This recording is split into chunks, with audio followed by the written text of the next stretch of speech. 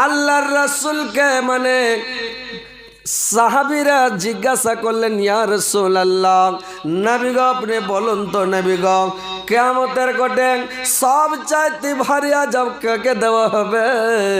কোনটা লোককে সবচাইতে ভারী আযাব দেওয়া হবে? আল্লাহর রাসূল বললেন, আল্লাহর নবী বললেন, কিয়ামতের কোঠে ওই লোকটাকে সব থেকে ভারী আযাব দেওয়া হবে যে লোকটা বাপের ওপরে হাত উঠাবে, মার ওপরে হাত উঠাবে, নবী রাসূলের ওপরে হাত উঠাবে। ওই লোকটার মতন আযাব কোনো লোককে কিয়ামতের দিন দেওয়া হবে না।